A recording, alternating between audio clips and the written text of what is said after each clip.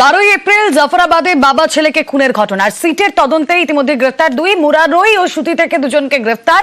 CC ক্যামেরার ফুটেজে কয়েকজনকে চিহ্নিত। 12 এপ্রিল জাফরাবাদে বাবা ছেলেকে খুন আর তারপরে দুজনকে গ্রেফতার। স্পেশাল ইনভেস্টিগেশন টিমের তদন্তেই দুজনকে গ্রেফতার।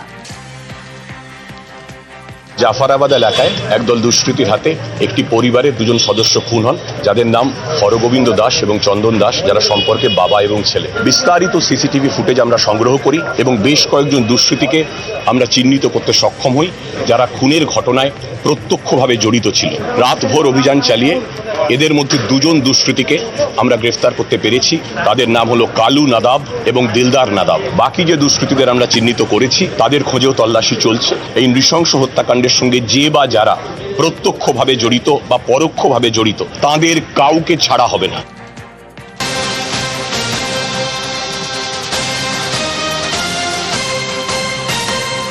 কথা বলবো অমিত প্রতিনিধি থাকবেন আমাদের সঙ্গে, পরবর্তীতে যাব অমিতের কাছে। মুর্শিদাবাদে অশান্তিতে এখনো পর্যন্ত গ্রেফতার 221 জন।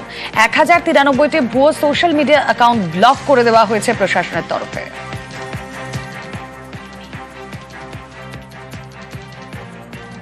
সব মিলিয়ে এখনো পর্যন্ত গ্রেফতারির সংখ্যা 221। গতকাল থেকে কোনো ধরনের অশান্তির খবর নেই। প্রায় গত 48 ঘন্টা হয়ে গেল, স্বাভাবিক হয়ে আসছে, দোকানপাট খুলেছে। রাজ্য পুলিশ এবং বিএসএফ সিআরপিএফ টহল দিচ্ছে, রুট মার্চ হচ্ছে, পরিস্থিতি শান্ত আছে, নিয়ন্ত্রণে আছে। গুজব যাতে ছড়ানো না হয় সেজন্য আমরা ব্যবস্থা নিচ্ছি। ফেসবুক, এক্স হ্যান্ডেল, ইনস্টাগ্রাম এবং ইউটিউবে আমাদের সাইবার ক্রাইমের তরফ থেকে এখনো পর্যন্ত 1093টি ফেক অ্যাকাউন্ট বা এমন কোনো অ্যাকাউন্ট যা থেকে প্ররোচনামূলক, উস্কানিমূলক বক্তব্য পেশ করা হচ্ছিল, এখনো পর্যন্ত আমরা ব্লক করে দিয়েছি এবং যারা গুজব ছড়াচ্ছেন তাদের বিরুদ্ধে আইনি প্রক্রিয়া সেটাও আমরা চালু করেছি। শামশেরগঞ্জে অশান্তি, লুটপাট। অভিযোগ জানাতে শামশেরগঞ্জ থানায় ভিড়। আর অভিযোগ, শুক্র এবং শনিবার বাড়িতে হামলা চলে, কারো বাড়ি কারো দোকান পুড়িয়ে দেওয়া হয়েছে। সেই অভিযোগ জানাতেই থানার বাইরে লম্বা লাইন। শনিবার রাতে 7:30টার দিকে আমরা অনুপস্থিত ছিলাম। দুর্বৃত্তরা এই কাজটা করেছে। কারা এরা জড়িত আমরা জানি না।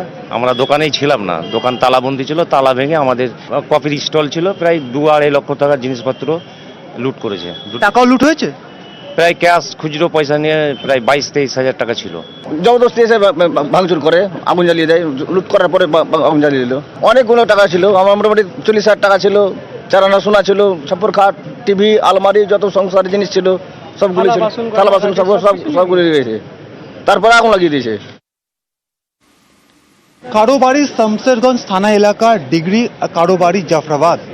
তারা প্রত্যেকেই এই মুহূর্তে শামশেরগঞ্জ থানাতে এসছেন, কারণ গত শুক্রবার ও শনিবার তাদের গ্রামে যে অশান্তির বাতাবরণ তৈরি হয়েছিল, তাতে এই সকল গ্রামবাসীর বাড়ি ভাঙচুর করার পাশাপাশি তাদের ঘর বাড়িতে লুটপাট চালানো হয়, এমনকি আগুন লাগিয়ে দেওয়ারও কিন্তু অভিযোগ আসছে। তারা প্রত্যেকে এই মুহূর্তে থানায় এসছেন এবং প্রত্যেকের হাতেই তাদের নিজের নিজের বাড়ির কী ক্ষতিগ্রস্ত হয়েছে বা ব্যবসায়ী তার দোকান ভাঙচুর হয়েছে তার তথ্য প্রমাণ নিয়ে তিনি এই মুহূর্তে থানায় এসছেন। আপনার বাড়িতে কি হয়েছে? আমার বাড়িতে আমার মাকে চাকু ছোড়া দেখিয়ে মায়ের কানের টানের খুলে নেয়, প্লাস আমাদের বাড়িতে 2টো গাড়ি ছিল, 2টো গাড়ি ভাঙচুর করে, প্লাস ওর সঙ্গে সঙ্গে আমার বাচ্চাদের সঙ্গে অস্ত্র ধরে আমার বাচ্চাকে মারার চেষ্টা করে, আমার বউ বাচ্চাকে মারার চেষ্টা করে।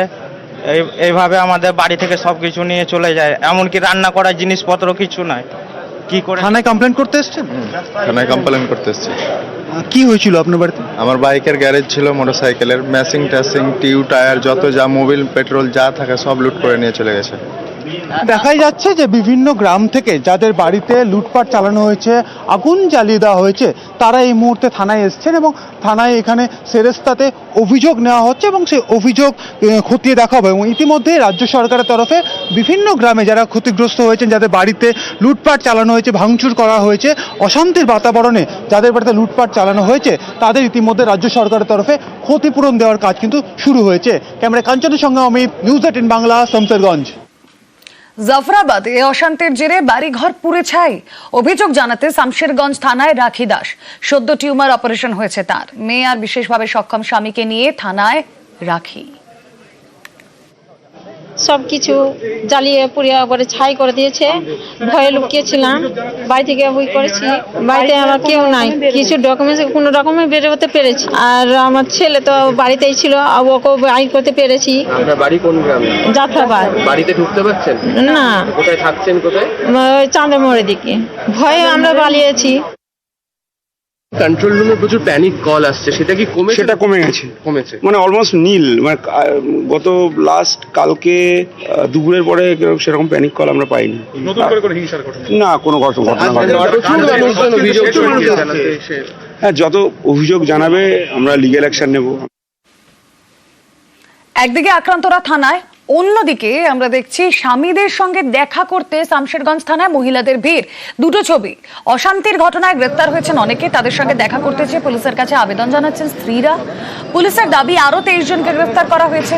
শেষ কয়েকদিনের তুলনায় কমেছে প্যানিক কলের সংখ্যা। মমরেজপুর থেকে আমার শাশুড়িকে দেখতে এসেছিল, তো সন্ধ্যার দিকে মানে 4:30 নাগাদ ওই বাড়ি বের হয়েছিল। তো বাড়ি যাওয়ার সময় মানে ওখানে বেলে গন্ডগোল হয়েছিল। ওর হয়তো ওই জানে না, ওই আর ওর বন্ধু ছিল একসাথে আসছিল, আর ওদের সামনে গাড়ি পড়ে গেছে, যে তুলে নিয়েছে। পুলিশকে বলছি তো কিছু বলে না এখনো। ছাড়েনি? না। আপনাদের গ্রামের এখন কি অবস্থা? আমাদের গ্রাম ভালো আছে। শামশেরগঞ্জ থানা, একই থানার মধ্যে থানার চৌহদ্দিতে ঠিক দুদিকে দু ধরনের ছবি। একদিকে মহিলারা এখানে এসে ভিড় করে দাঁড়িয়ে রয়েছেন, তার কারণ তাদের গ্রামের যে অবস্থা, তাদের বাড়ির যে অবস্থা হয়েছে, সেখান থেকে তারা কি করে নিজেদের বাড়িতে ফিরতে পারবেন, কিভাবে থাকতে পারবেন তা নিয়ে। সদ্য রাখি দেবীর অপারেশন হয়েছে এবং তার বাড়ি পুড়িয়ে দেওয়া হয়েছে জাফরাবাদে তার জন্য।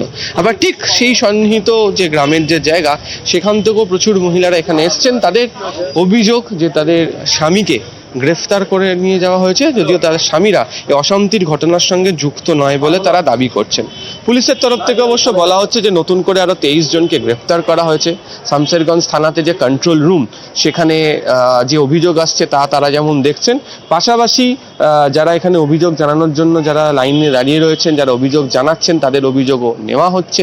নতুন করে বেশ কিছু মামলা নেওয়া হয়েছে, তবে প্যানিক কল আসার সংখ্যাটা অনেকটা কমেছে। তবে একই থানার মধ্যে মহিলাদের দু ধরনের যে আরতি, তার প্রেক্ষিতে কি ব্যবস্থা অত্যন্ত দ্রুত গ্রহণ করতে পারা যায় তাও পুলিশ কর্তারা ভেবে দেখছেন। ক্যামেরা অসিত দাসের সাথে আবির ঘোষা, নিউজ 18 বাংলা, শামশেরগঞ্জ। মুর্শিদাবাদের পরিস্থিতি নিয়ে বৈঠকে রাজ্য পুলিশের ডিজি ও সিআরপিএফ এর আইজি। डिप्लॉयमेंट प्लान हम लोग का डिस्कस हुआ और सिचुएशन अभी नॉर्मलसी की तरफ लिंप बैक कर रहा है, तो ठीक है, स्थिति सुधर जाएगी। कोई बड़ी घटना का रिपोर्टिंग नहीं है और बाकी एक्टिविटी हम लोग का भी चल रहा है, तो situation limping back to normal. नया कोई हादसा का खबर नहीं है। रैपिड एक्शन फोर्स है और सीआरपीएफ की और भी कंपनियां हैं, टोटल 8 कंपनियां डिप्लॉयड हैं। हमारा महिला कंपोनेंट इनबिल्ट होता है रैपिड एक्शन फोर्स के अंदर, तो महिला कंपनी भी, महिला कंपोनेंट है उसमें। हाँ, अभी पीसफुल है, it is coming back to normal.